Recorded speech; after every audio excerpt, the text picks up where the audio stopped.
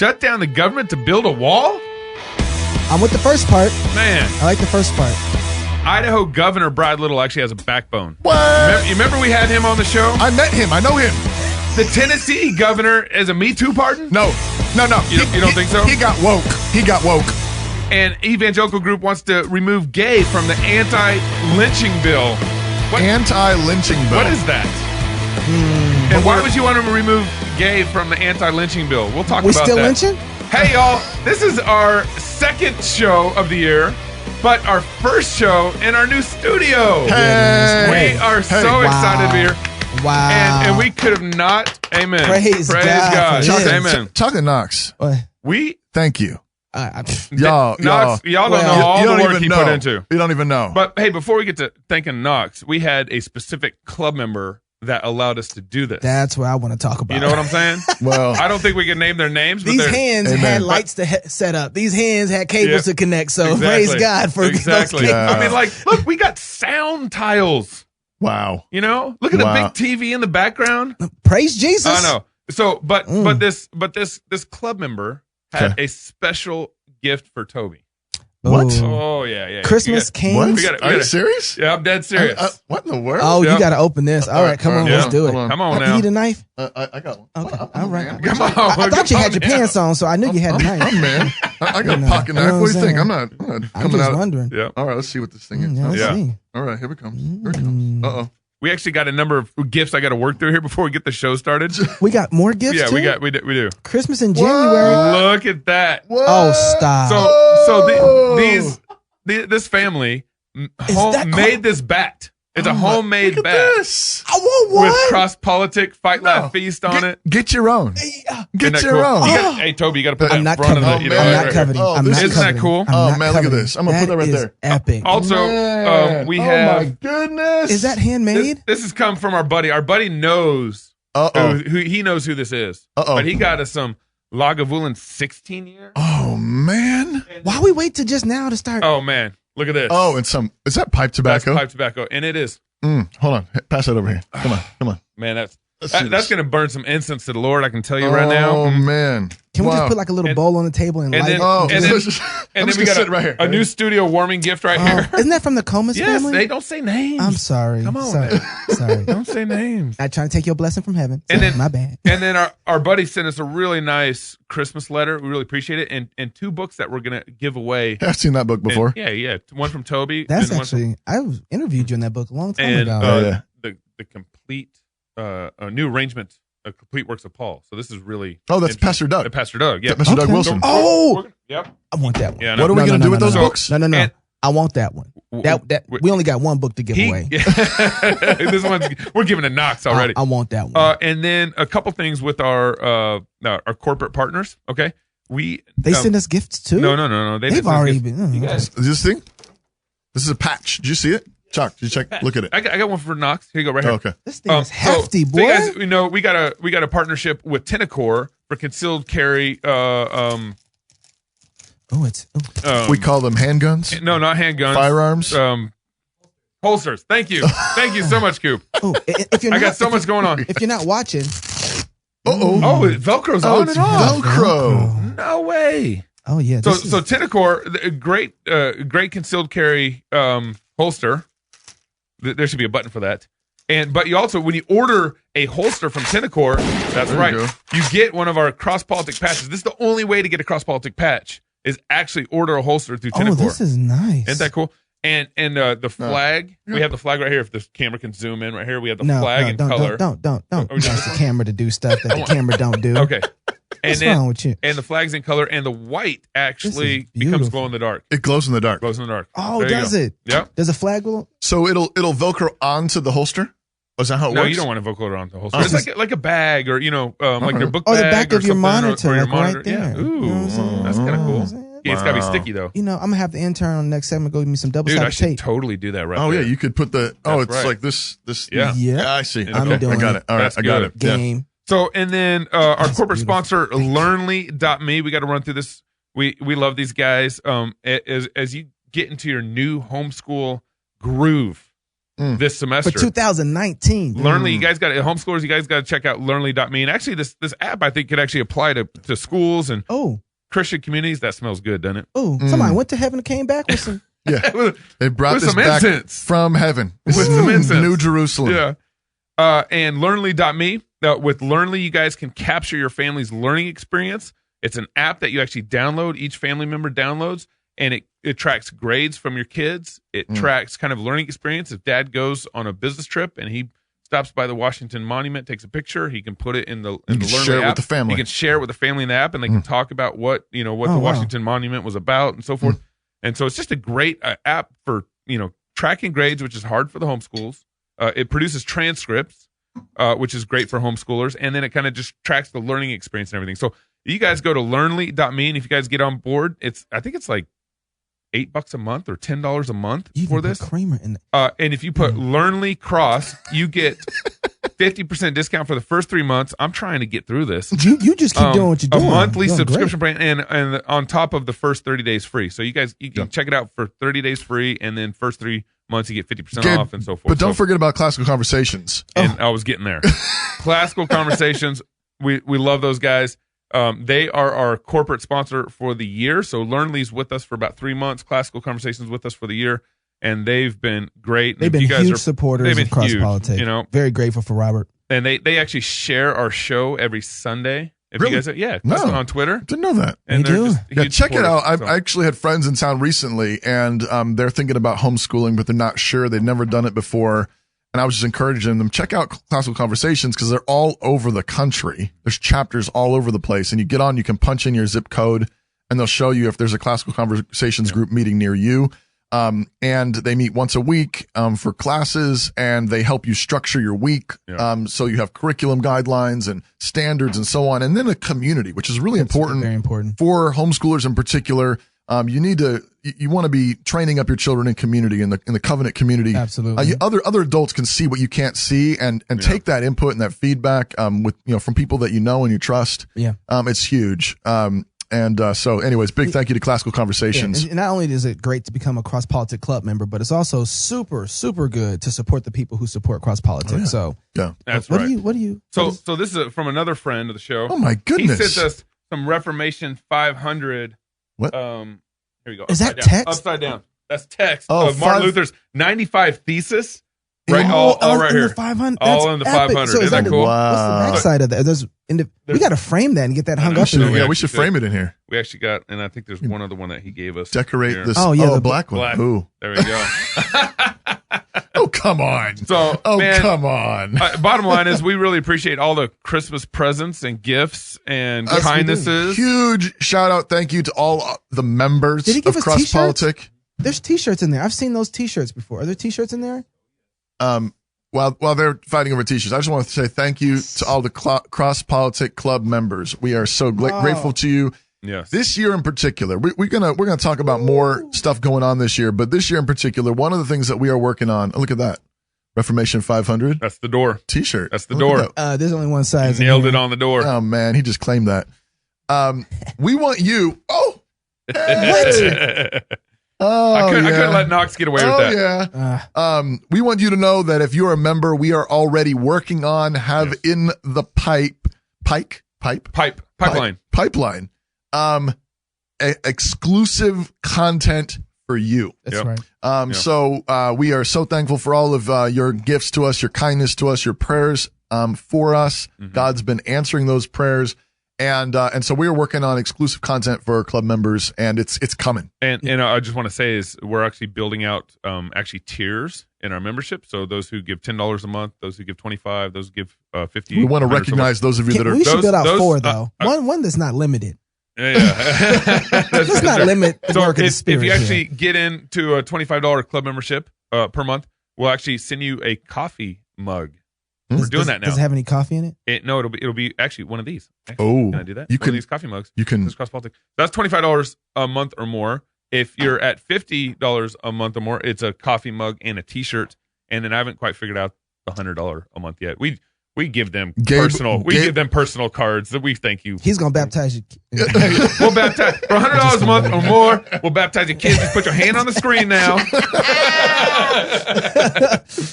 Okay, let's get into some news. No. Speaking of baptizing babies. We gotta talk about that now. Well, I don't know.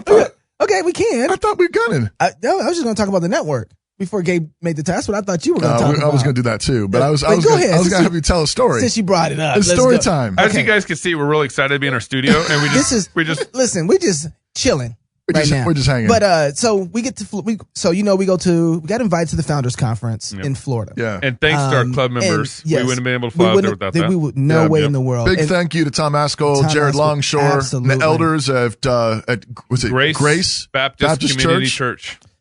So I knew from the email from Jump that it was a trap because they split us up. We were all in different houses, not together. They split us up. So they did. They divided and tried to conquer. Yeah. So we get there. When did you arrive? I got in around same night. I beat you guys by like half an hour. Okay, it was the same night. We got there about midnight. Yeah, 1:30. So I had about 45-minute drive. Did you get picked up in a limo? Yes, I did. I heard a rumor. It was a reparations limo. There's two options for that. Either you can say somebody was too lazy to get up in their vehicle and pick me up, or they really, really love me. I choose option 2. Yeah. And maybe a little bit of both. No, I choose option 2. Okay. And so, anyway, my limo took me to Pastor Askell's house. Did you have a little cooler in that limo? I actually hadn't. Look, I don't want to know the bill I racked up in that limo. But let's just say I had a little bit of everything that they had in that limo. You were hungry. You've been traveling all day. In here? Somebody rub your feet. Little promised land in there. Just, restitution was being made on for me. Let me just say that right now. So we get up to the house and, lovely house. And you're staying with Pastor Tom. So staying with Pastor Tom. So I was a little nervous at first, but I'm too tired to really care. Yeah. I'm exhausted. We've been flying from the morning all day. Oh, yeah, all day West long. Coast, all the way to the East Coast. Get there, and Pastor Tom opens the door up. Actually, he comes out the door, greets me, and just a shadowy figure. But I could see from that far, he was smiling.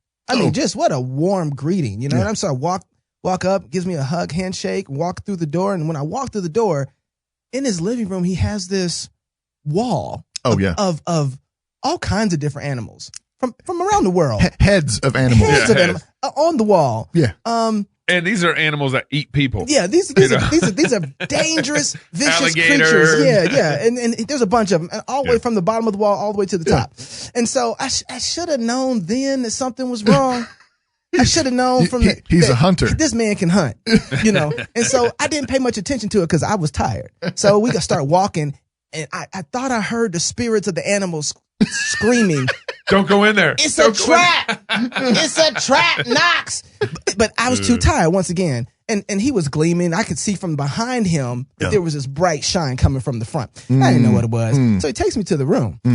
Get to the room, and let me tell you, man, they treated me well. Right. Like, those people know how they have some hospitality. I get there, I have my own fridge. It's the South, bro. And not only that, if the limo was good, the bedroom was better. Okay. Yeah, I mean, I had my own fridge, and it was loaded. Really? Yeah. The only thing was missing was price tags on everything. I'm telling you, it was that kind of setup. Oh, man. And so I get there, I'm like, wow, these people, look at God, man. They treat me so good, man. Yeah. And Pastor Tom, I turn around, and he's gleaming again. I'm like, man, this dude is just so happy with what he does, man. He's just loving on brothers. You know what I'm saying? But it wasn't that kind of gleam. It was the kind of gleaming that, if when hunters, I'm around hunters, I film a lot of hunters, and it was the look they get when a big buck comes inside of their scope. In the sights. In the crosshairs. But I didn't. I just thought he was happy with what he had did. And it was late, and you're tired. And it was late, and I was tired. You've been flying all day, man. So I get down there. I put my stuff away, and I lay down, and I was gonna call my wife. I was like, she don't want to call and talk to me right now because it was late. And so I was like, maybe put the phone down there. I was gonna go grab it. And I turn as I'm laying down, and I see a stack of books. Tables here, books are here. Okay, table, books, and all of them were on the issue of infant baptism. Credo. Yeah. Why I'm a Baptist? Why how Baptists view the covenant? Circumcision and the just lined up. It was a trap. It was, and so I heard a gun go off in the next room. But, I really thought I heard the door lock once he closed the door. I can't prove that because I was tired. But He was like, I think, I'll let you out when you're done reading them all. That's right. And so I was like, man, I wonder what's going on at y'all's houses because I got hit with that night one. It wasn't even. Well, Jared told me what you were getting hit Oh, with. you didn't text him. And here's, so I let it happen. Thanks. I knew it was going to happen. Even and when we did the conference. Like a lamb to the slaughter. I was like, He didn't stop. Oh, no? No. So when we did the discussion, that Friday night, he didn't give me water. And so I was looking around for water and he gave me a red Gatorade. He's like, you think we're going to give you water around here with our kids? Did you know Gatorade has water in it? It's like that. It's still got the mode in there. He trusted that I was Presbyterian enough that I wasn't going to switch to sacraments. He's like, I know about the regulative principle. He ain't going to use Gatorade. So that's my Tom Askell story. Oh, man. That's funny. Crazy. And I did read for 2 more hours after I got there. I like what you said when we were talking about it. And you said something like, Tom, why didn't you just put a Bible there? Yeah, if your argument's so strong, you could just put a Bible right there and just said, there you go, read that, Knox. That appeal to the authority of man. Yeah. That was good. Because that's what they always say about us. Right, exactly. Just show us the Bible. Be like, well, come on now. So, where's the Bible? Oh, all that's my good. Baptist friends are happy about that. Oh, yeah, man. Well, anyways, the hospitality there was sweet and wonderful, and we were really blessed. Yeah, I want to talk a lot more about. We'll talk about that some more. Yeah. Okay. Did you have some news stories or something? Or? We're gonna get in that now. Well, also. Oh, you ain't right for that. I'm feeling like I'm kind of hurt over here. Like you guys keep cutting me off. Actually, you stayed with the Presbyterian though, didn't you?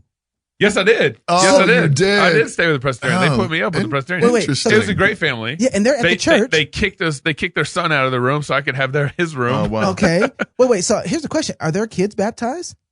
I didn't ask them that. What? I know. Shame on you. We talked about so much, but regarding largely education because they got some younger kids in the house, and so we talked a lot about education. Yeah. A lot about what we've been doing, what we've been up to, and everything. But it was fun. If y'all didn't know this is CrossPolitic on the Fight, Laugh, Feast Network. That's right. That's right. You are not only part of this family, but you are now part of a broader family. Yeah. Who do we got? We got Jason Farley on Westminster Confessions of Funk. Yeah, he has, he has so many good nuggets in his podcast. Marcus Pittman on Law and Prophets with the F. Profits. Christian economics. We got Matt Williams on how to build a tent. Yeah, a show that's not about tent making, but about how to make you successful in business. In the business world. Well, I listen. And do we have some new shows coming on? We got A.D. Robles coming on. A.D. Robles. Yeah. Welcome. When is his show dropping? His show should be dropping this next week. Okay. Yeah, he's like the social justice killer. What's his show called? Is it Social Justice Killer? It's called A.D. Robles. A.D. Robles. I don't know. He hadn't given me a name yet. Westminster Confession of Funk. Law and Prophets. How to Build a Tent. A.D. Robles. A.D. Robles. And Keith Darrell, campus preacher. Is that what it's going to be? Yeah, it's going to be campus preacher. Campus. Keith is sharp, man. Keith has one of those, he's... If you guys don't know who Keith is, he goes from university to university doing open air preaching. Yeah. And he's reformed. Yeah, he's one of the few guys out there that are reformed out there on the campus doing it. Have I ever told the story about... Oh, I did. I told the story how I met him. We had him on the show. I forgot about it. Anyways, this is the Fight, Laugh, Feast Network. Yes, it is. And on this network, on this show that's on this Fight, Laugh, Feast Network, we're going to talk news next. Here it comes. We're gonna build all right, Gabe, you ready now? You ready for some news? Ready? Okay. Hey, can I have that back? More CrossPolitic when we come back. Can I hold the bat? Is that okay? I don't know if I want you to hold it. Okay. Can I tell? Oh, that's just wrong. It's got CrossPolitic all on it. I know. Man, Isn't that cool? Nice. Really, at the end of the day, we want our kids to have an amazing education, but we are sending our children into this world, and we want our kids to be able to stand toe-to-toe with this world and be able to defend their faith. CC really, really, really helps you to get that foundation. I love that they are getting, they have a safe place to explore their faith, and that biblical worldview is being reinforced. What we're doing at home is what's happening in the classroom. How important is it to you to be involved in your child's education? How important is it to you to instill your values in your child? How important is it to you to be a part of something that's a little bit bigger than you? How important is it to you to have your child be a part of something that's just a little bit bigger than them? Everything that I wanted for my children's education, every question I asked, Classical Conversations was the answer. Oh, I've missed that. It's been a while. Yeah, do your thing, Gabe. Hey, yeah. There we go. 2019 is starting off right. How do you do that where it's always just right off beat? It's offbeat all the time. Timing. The same spot, man. Good Welcome job. back to CrossPolitic. I actually am bringing us in the second segment. This You feels a never do little this. odd. I've never done this This before. is the Fight Laugh Feast Network. Yes, thank you to all our club members and all our corporate sponsors. So Trump shutting down the government. Because he's ending abortion? No. Because he wants to build a wall that bad. Oh. He wants to build a wall that bad. And as I was kind of thinking about this, so real quick, so Trump actually said on Fox News, he's shutting down the government. Nancy Pelosi and Chuck have tried to meet with Trump this last week. There's been kind of some sparring going on the internet, on Twitter between Really? the parties. Yeah, Between Trump and other people? and so they're Trump- sparring on the internet? and so the government they aren't sparring. Oh, shocking. So the government's been shut down for 2 weeks now. I haven't. And it's like a noticed, really. partial shutdown, though, right? It's not a complete. Well, whenever they say the government shut down, it's not. It's like the national parks are shut down Yeah, or something. You know, I should have known though that it shut down because when I went through TSA, this is how they would pat me down. All right, he good. So I should have known that they would shut down. Yeah, is this part of the government shutdown? And so, but part of this, Trump actually on Fox News this week said he has the absolute right to declare a national emergency to fund building the wall. So, when there's a national emergency, the president has certain allowances without going to Congress to be able to, make decisions, spend some money to protect the U.S., whatever. And so he's kind of pulling that card. This actually makes me really nervous. Oh, yeah. For a president to start wiggling the national emergency to be able to fund a $18 billion wall. Is that what they're marking it? Price tagging at? Wait. I thought we were at 10, weren't we? We were at 5 billion, weren't we? Yeah, something Is like it We that. were at 5 5 billion? billion originally. Whatever. If it went up to 18, Come on, we all know it's going to be at least 10. They say 5 and it's going to be 10. Here's the thing that people need to be thinking about. Remember, a wall is just as useful at keeping people in as it is from keeping people out. You ever heard of the Berlin Wall? Ever heard of the Berlin Wall? Yeah, right. Well, and this 80, 70. this is the wall makes me nervous because I know our problems right now, but I don't see the problems that are going to come from the wall. What do you mean by that, though? In other words, I much prefer the problems I can see now than the problems that will create down the wall with the totalitarian government. I mean, who knows when we get a Democrat president what they're going to do with the wall? Right. And the thing is, I mean, the wall or how he's using to create the wall, the process that he's using to create the whole wall. political play that's happening here. And the thing is that, I know our immigration stuff is broke. Yeah. And we got illegal immigration problems and all the rest of it. And I'm all for a just process and prosecution of illegal. Fine. Right. If it's what the law does, now it should be just, it should be according to biblical principles, but we are still slaughtering babies. Right. Like weigh this. Weigh the we got. We need a wall over here. We got all this injustice. Comparatively is speaking, we got camels and gnats. Yeah. We're shutting it down over the gnats. Yeah. And we're still swallowing the camels. Now I know Trump's done some stuff to defund parts of Planned Parenthood and this kind of thing, but it's I don't. But they aren't complaining that much. How about the showdown? How about the showdown over the actual murder of American babies? How about shut down the government to pull funding from Planned Parenthood? That's a national emergency. Yeah. And I Ooh, actually agree with you on that. Right? That's a national. I mean, if over 3,000 babies are being slaughtered a day, 300,000 a year. Wouldn't we call that a national emergency? Man. Yeah, the World Health Organization, WHO. 40 million. Yeah. That's worldwide, that's right? worldwide. And but I'm just talking about even America. In America in a year, 300,000. How about make America, alive again? No, we're about a million babies a year. We're a little under a million babies a year. Yeah, though that was a stat that I had saw. But this one of the things that I was thinking about, I'm tracking right along with you, Pastor, on this one, is that he is picking the battle that if he thinks that the wall is the biggest battle, he's going to create as much fuss with the liberals on the wall. Yeah. And I think that what he's doing, Obama didn't have a problem picking the right fights with conservatives. Mm-hmm. Universal health care. he picked the fight that was like, right. That was and he won it. And we got to win. Lyndon Johnson, they picked the fights that they want to win. I don't think he's picking a big enough fight. I think his fight is too small. The wall ain't a big enough fight. If you really want to be Brody, you want to be that dude, say, you know what? Before I leave office, abortion, not going to be existing in America anymore. Right. Yeah. You know, and so I think that he's shooting too small on this subject. And also, you took all the words right out of my mouth as far as like, you know, if you weigh, I know this, and this is one of the jobs that the government actually has the right to do, is protect our borders. Protect the borders. And so I'm all about protecting the borders. But one of the problems that we see, the reason that we have a border problem, the reason that we have outside influences is because we haven't honored God with our own people. Right. And so the deaths that we have in our country in a year through the mothers killing their infants in abortion. What if God is saying, you repent of this, you fix this, right, and maybe this is a domino effect, right, for your borders, right? Because truth is, if we're not right with God in all of this, we can build as big of a wall as we want. You can't keep God out.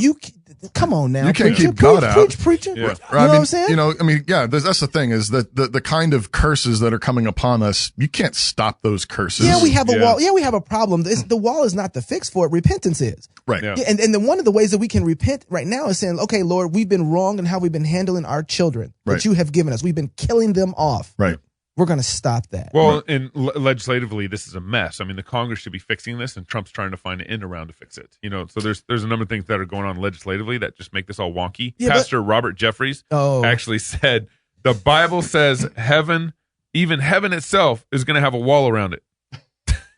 Not everybody's going to be allowed in. So if walls are immoral, then God is immoral. Right.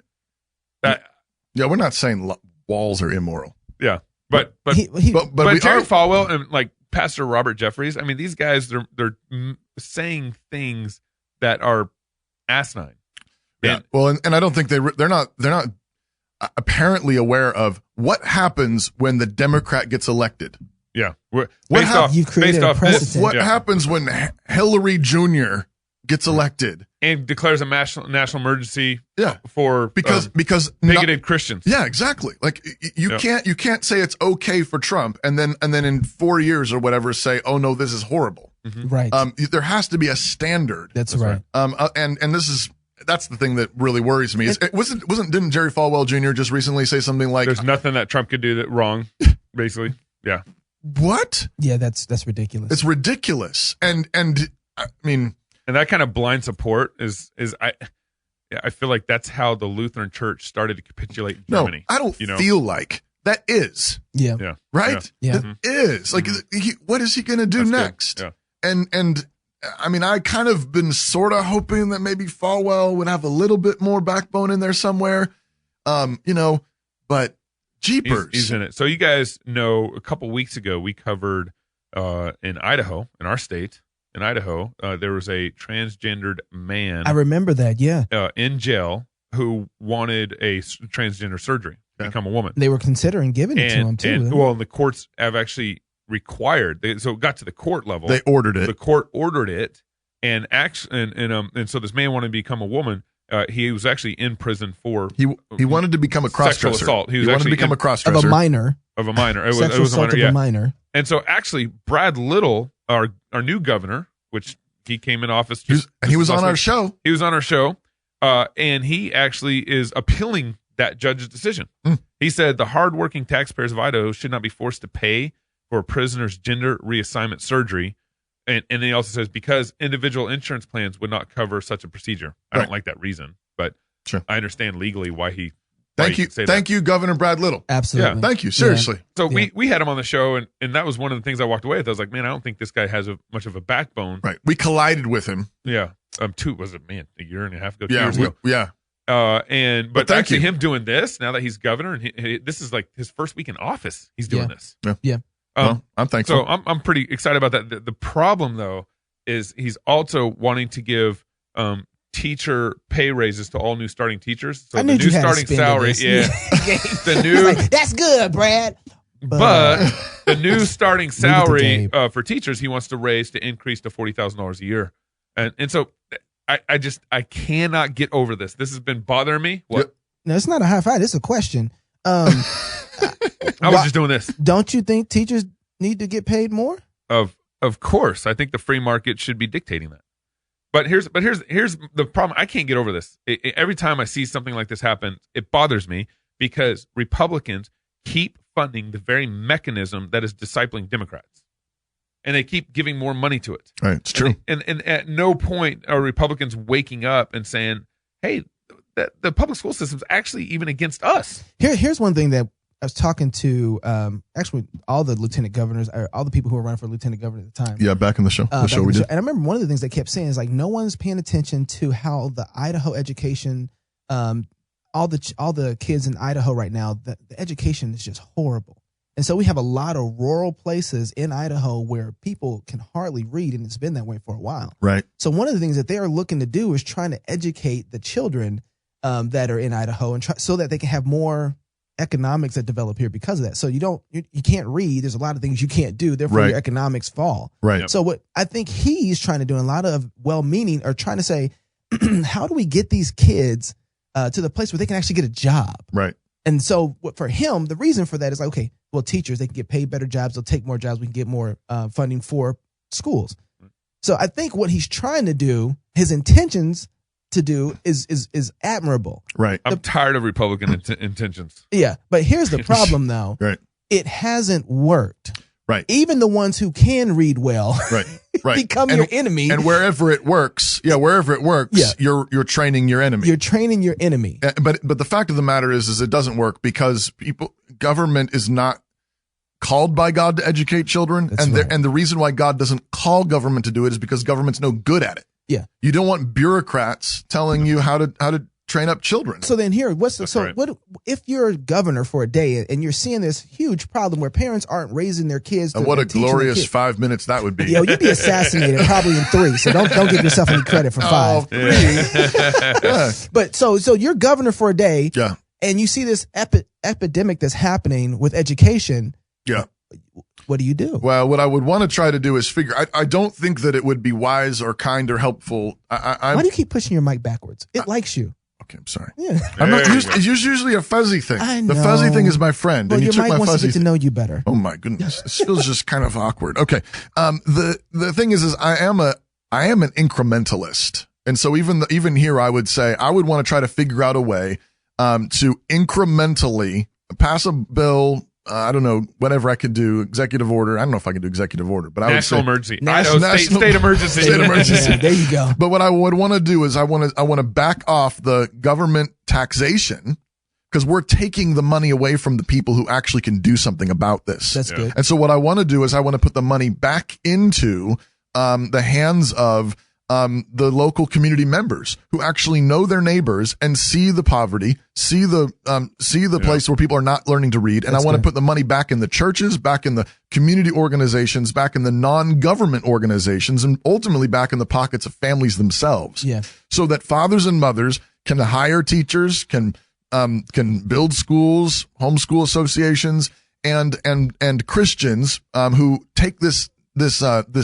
Great Commission seriously to disciple the nations are then equipped to go do that. And then I would want to become a cheerleader for that. So I want to pull out the taxation, and I want to slowly wean the schools off of the government dole. Yeah. And I want to hand them all over. I want to plan a 5-year plan. See, maybe a 2-year plan. But I want a 3-minute plan, because you don't have long to live. That's right. But I want to hand it off, and I want to get the government out of these things, and I want to become just a cheerleader for churches and families.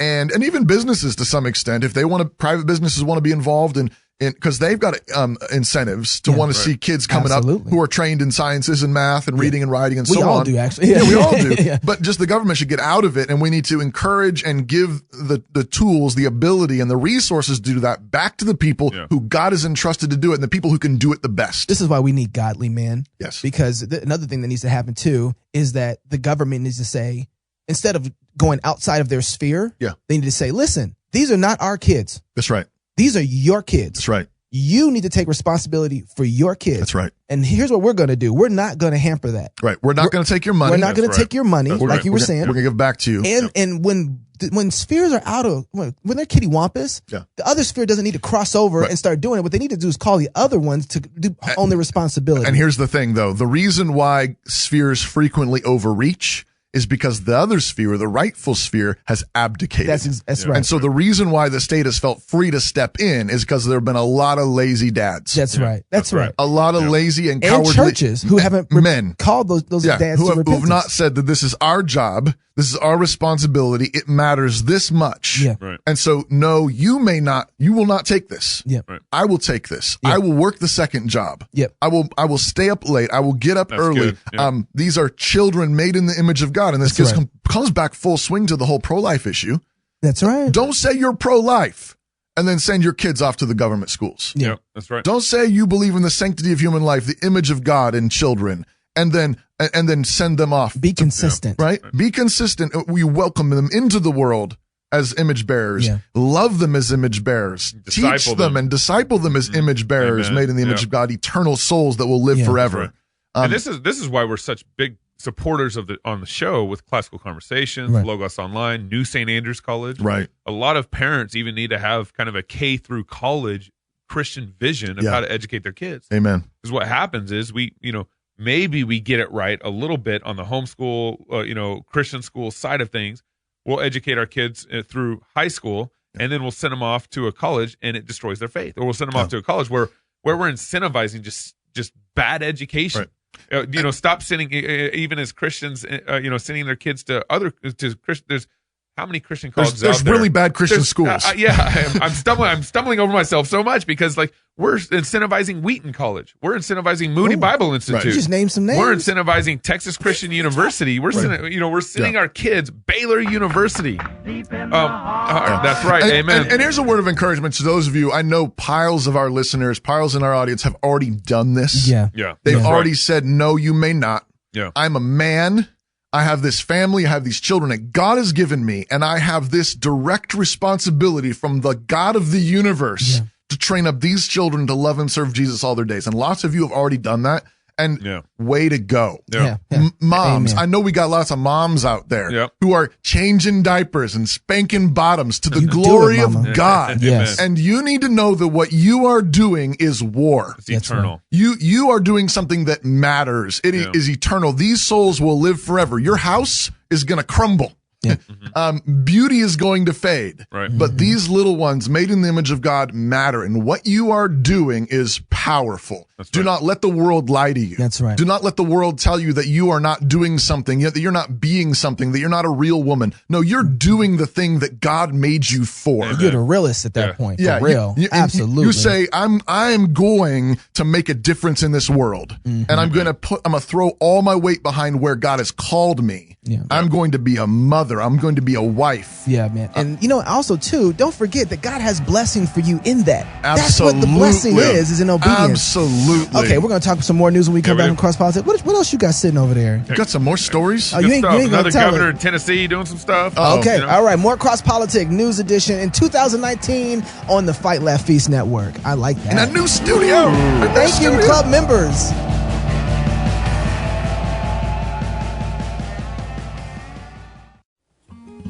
So this is a call to enter the fray wherever God has placed you. The particular fronts may change. The hottest spots of the battle may shift over the years, but fight we must. Remember, false prophets don't usually dress up like they crashed into a Hot Topic shop. They aren't in permanent Halloween mode, most of them. They go to church. They go to small groups. They have big families. They are pro-life Republicans. They dig Christian education, and they know about Reformed theology. So the followers of Jesus must be vigilant and fearless. We are at war with all idols and the sinful clutches people have on their idols. We insist on describing sin in all of its disgusting vulgarity because Jesus really was flayed alive and suffered hell for that sin. And he really did rise up triumphant over that sin, conquering the curse of death and darkness and putting his enemies under his feet. Some people may call that harsh, but we call it love. Blood-Bought World by me, Toby Sumter. Available on Audible. We could do 4. We could do 4 segments on this one. Yeah. I need another one, Gabe. 2019. Get them all out. What are you doing? Yeah. All right. Woo! No, leave. No. You're encouraging him. Welcome back to There are CrossPolitic. limits, Gabe. You turned off my music. I was going for it. I saved our I did audience. the turkey. I was going for the turkey right there. The turkey is not a thing, You're Gabe. cool. You guys- gotta know when you left. You're cool. You know? Dude, this is the guy that showed up in shorts at our conference. By the It way, was day 3. It was time. I've been in Idaho wearing pants for 6 months. Does your wife know? Now she does. Annie? Just saying. do you know, bruh? You dress in the South. You know that, right? All right. You I was don't there, come man. to church with shorts on. I was there. That's sinful. They were my church shorts. Bro, They there were ain't my no church such shorts. thing. All right. Speaking of sinful, I got a little beef to pick here with Vody Bacham. Oh, really? Oh, I'm out this one. Yep, here All we go. right, Here we go. We'll see you later. Vody Bacham. I know you're listening. I know you. In my talk. Hey, bro, you can run, right? Yes, I can. Yeah. He's gotten a little skinnier. For about a third of a mile. Right. Probably not that long. Good point. But I live in Idaho and he lives in Zambia. and we have some distance between these cameras, so I'm on Toby's side until you All get right, what here, is this? Vody. What is this? What's going on here? In my What's this talk, I called out effeminate men. Way to go. The whole point of it, this portion of my talk, I was talking about boldness, courage. Yep. Yeah. And courage means standing on the word. Yeah. And God is teaching us courage by not being, by requiring us, because he tells Joshua, don't turn to the left, don't turn to the right, Yeah. right? Stick it on the word. Don't be embarrassed by any of it. I don't like where this is going. And so I started listing all the places where Christians are tempted Oh, really don't like where this is to going. be embarrassed by the word of God. And so, did God command his people to completely annihilate some cities in Canaan? Yes, he did. Yes, he did. He's the God of the universe and he can do what he will do. I'm not embarrassed by that. Yeah. Right. Okay. He regulated slavery. Yeah. I'm not embarrassed by that. There's a book of the Bible called Philemon. Yeah. Right. Where Paul sends a slave back to his master. Right. It's there. Okay. We talked about, I listed a bunch of stuff, but I landed on, I said, we all, is everybody feeling nervous enough? And I said, the effeminate will not inherit the kingdom of God.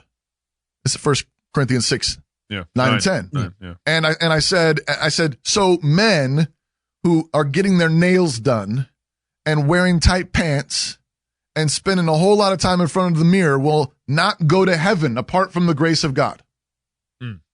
And then, Vody had on tight pants. no, Okay. afterwards, Leather tight afterwards, my boy Jared asks Vody, what'd you think about him saying that if you did your nails, you're not going to heaven? And Vody said, I do my nails. He says, I get manicures. I told him, no, you don't.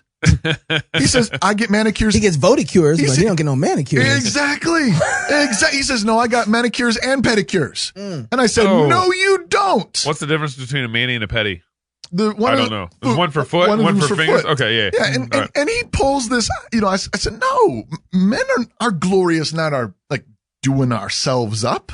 Our glory is our strength. Our glory is fighting. And then he tried to pull actually, I do it because I'm a fighter card. Yes, he did. What does he do? He's like black belt and something. Actually, that's kind of true, though. Jiu-jitsu? Jiu-jitsu Yeah, or something. yeah, And he yeah. actually told me the story about a toenail getting ripped off in the middle of a fight, and he went on and won. Yep. And I said, okay. So I don't know, like, what's the Well, it depends. deal? Manicures have levels.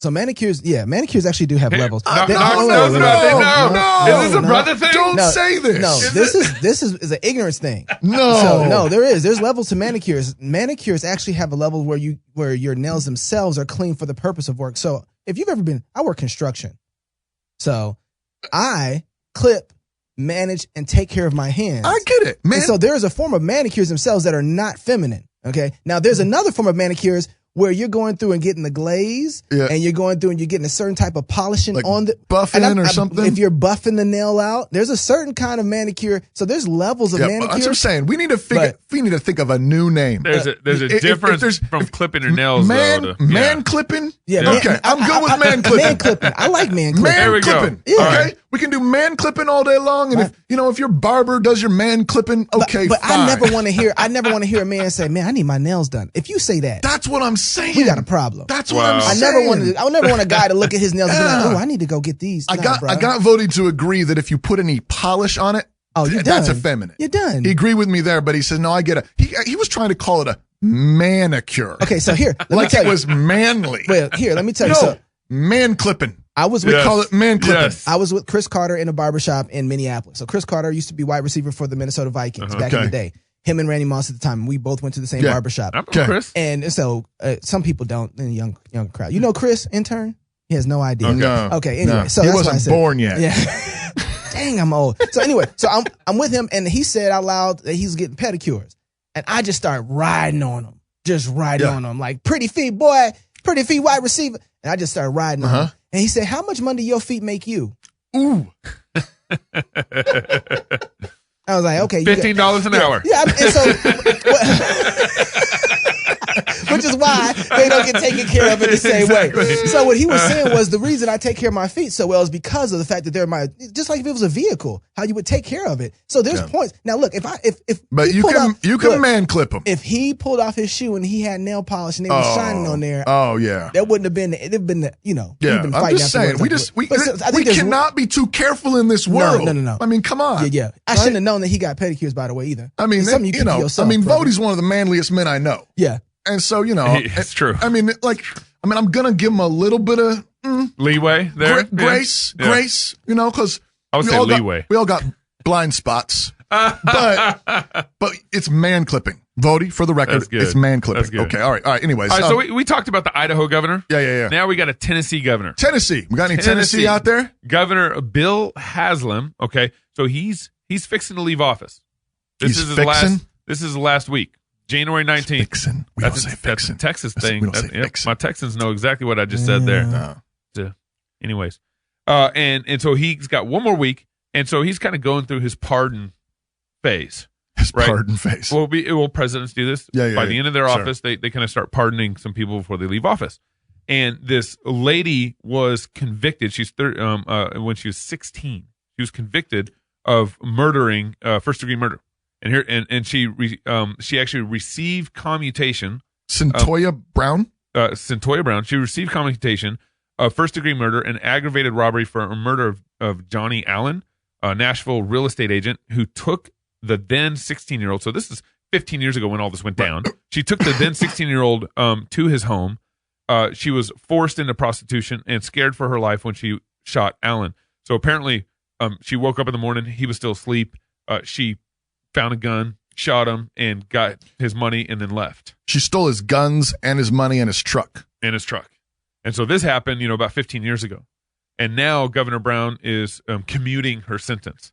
And I think there's, as we were kind of batting this around, I think a little bit yesterday, there's a number of interesting layers here to this. Sympathetically, I would want to commute her sentence. This girl's she was kidnapped, put into prostitution, for a year. I think she's kidnapped when she's 15 into prostitution, and then she killed this guy when she's 16. Well, but that's actually an open question. Right. So the question is, was she kidnapped? And was she forced into prostitution? Those are things that have to be, that's what she's claimed. Right. But the question is, were those things established by witnesses and testimony or not? Right. And but let's be clear. Yeah. If a girl is kidnapped and forced into prostitution and she finds a gun, she should shoot all of them. All of them. Yep. Her pimp. Biblically speaking. Yep. Run, but defend yourself. Right. Shoot them. Yep. Don't get into vigilante justice, but shoot them. But to defend your life, right? To defend your honor. Yep. I'm going to stand there and give her the right to do that all day long, every day of the week. Right. To defend herself. Amen. The question though is what actually happened. Right. And why right now pardon her? Yeah, why not last year? Why not 2 years ago? And my fear is that Bill Haslam just got woke. Mm-hmm. So this is not about justice. This is not about actually overturning an unjust sentence, right? Though that sometimes happens. Right. But it's more of this is a woman and she's a person of color. Right. Intersectionality. And so he's scoring points with the high priests of our current pagan religion of intersectionality. That's what I'm afraid. Now, what gives you that? What makes your woke meter go off? The timing. Like this has been the year of Me Too, the year of everybody getting woke, right? The year of intersectionality. Yeah. But if you would did this at any other time, you wouldn't have considered it being woke. No, I mean I'd still wonder, but I think it's very suspicious. Now, maybe there's something. I mean, I'm also suspicious because CNN is really excited about this. Now that makes me suspicious. Right, and all my liberal friends are really excited about this. Right. Yeah. And they're just cheering it on. Woohoo! But like the question is was there due diligence done?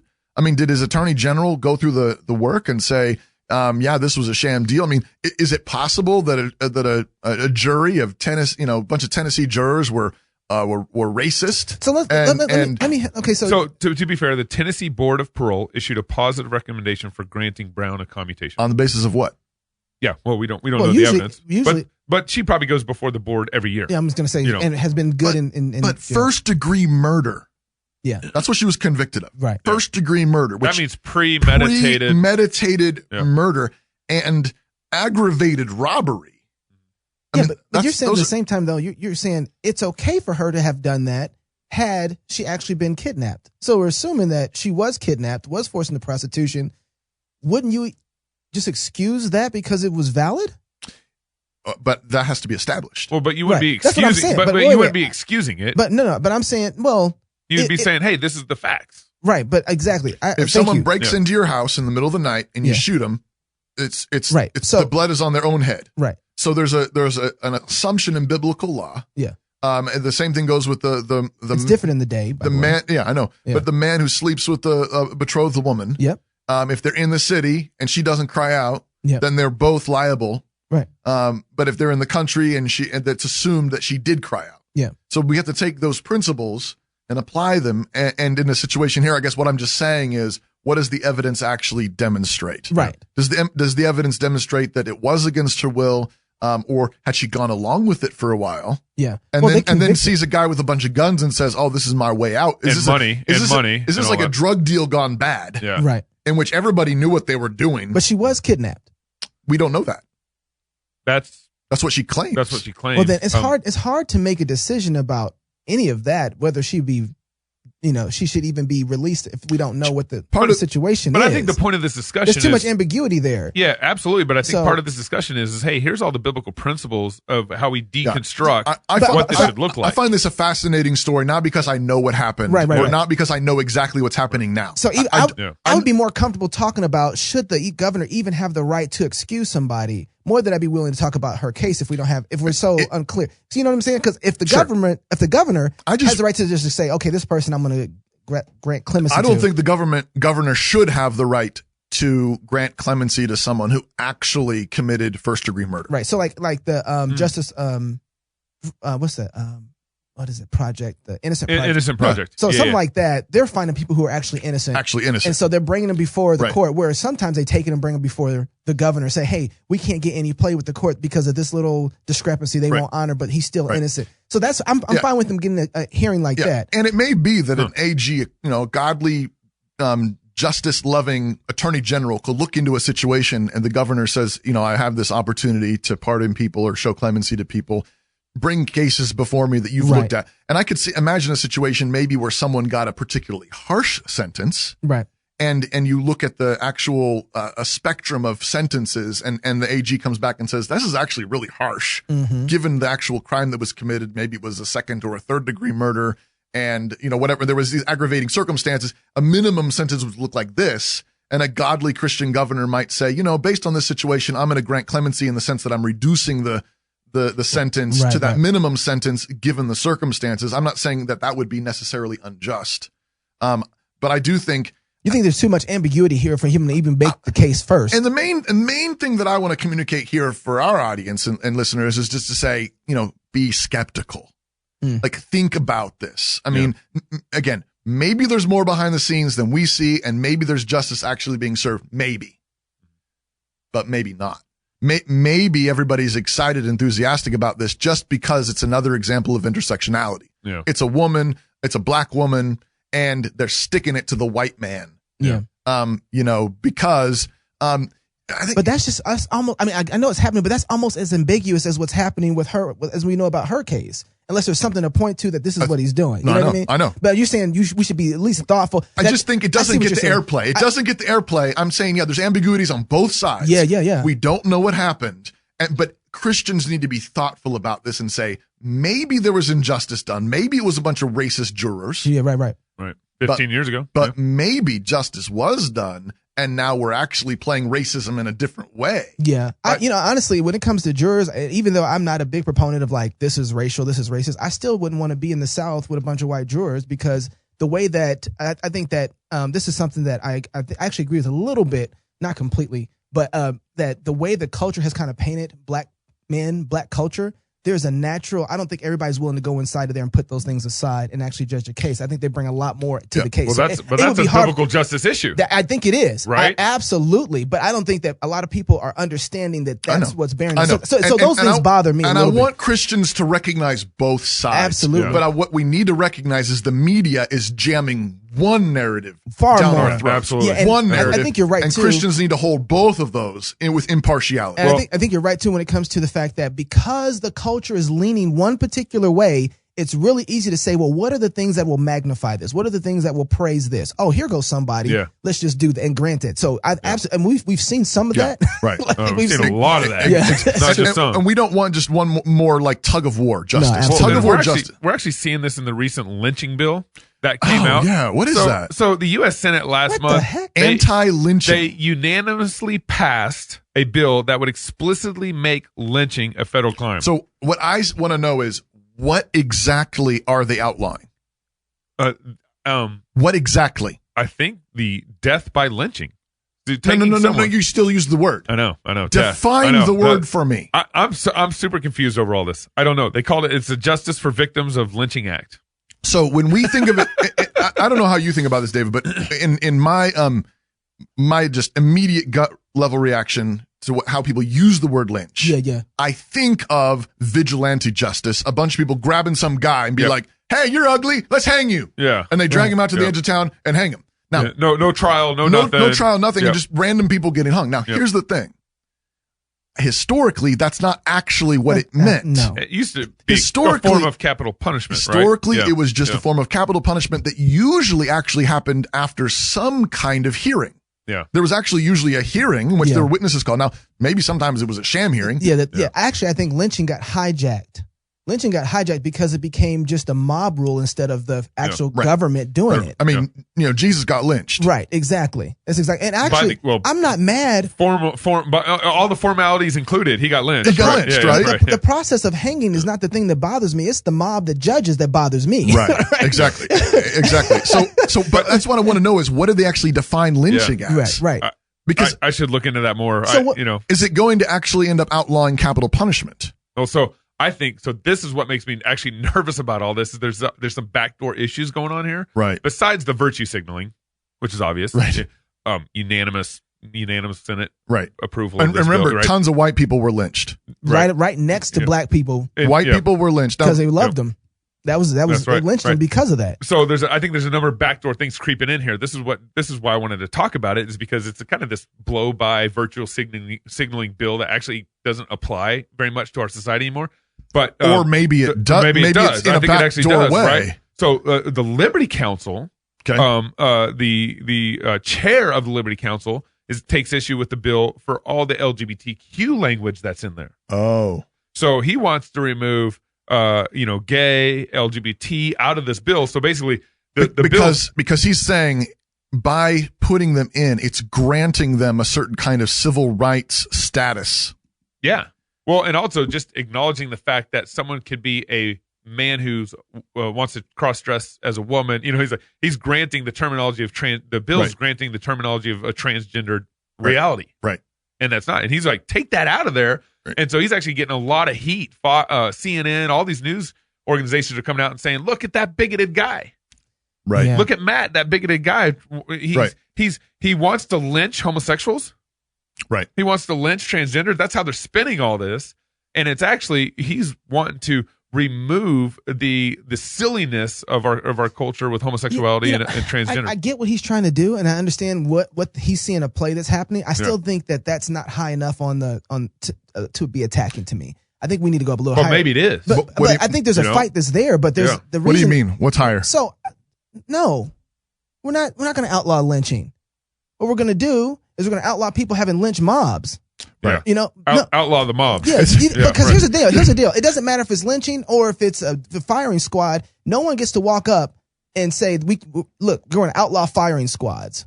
Yeah. No. You don't get to do that anyway. Right. We don't get to lynch anybody anyway. It's already illegal. Right. You know, this is not, this is murder is already wrong. It's already illegal. I don't care if you shoot them, throw them off a cliff, lynch them. Matter. Right. So it's the wrong battle. We're saying this, we're passing this law unanimously after we let the circus of Kavanaugh happen.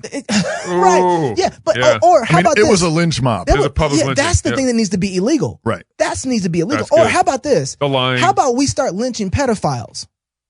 How about the federal government says, you know what, we're going to have a public lynching for all pedophiles who have harmed children. After a fair trial. And you know what? Again, what you mean by that is not mob justice. Not mob justice. We've had a hearing. But what we're talking about, though, is the actual reestablishment of biblical justice, including capital punishment for those who have been convicted of it. Their play is capital punishment. It's not. Yeah. And so here's the deal. It's already illegal. If a college right now tried to go and have a public lynching, right. If let's say the state of Idaho had a convicted murderer, right, and ran them out of the courthouse and hung them up on the tree outside the state house, right, there would be nobody would be like, oh, that's okay. No, he was convicted of murder. Yep. Yeah, no, that's exactly right. So they're not after. That's a really good point. So they're after something else. And so somebody needs to read this bill. Yeah, maybe we do. But hey, where's our lawyer? Don't we have a lawyer for CrossPolitic? We should call him on. Maybe we should have him come on. Man. Oh, man. Well, CrossPolitic on the Fight, Laugh, Feast Network. I hope you go ahead and subscribe on iTunes. There's a lot of great shows that are there. Yeah. If you're a club member, thank you so much for signing up. And if you're not a club member what's wrong with you? Come on, baby. Come on. Join the family. What's wrong with you? And until next week, love God with all your heart, soul, mind, and strength. Love your neighbor as yourself. Go fight, laugh, and feast. And remember, if you have babies, go baptize them. This is CrossPolitic.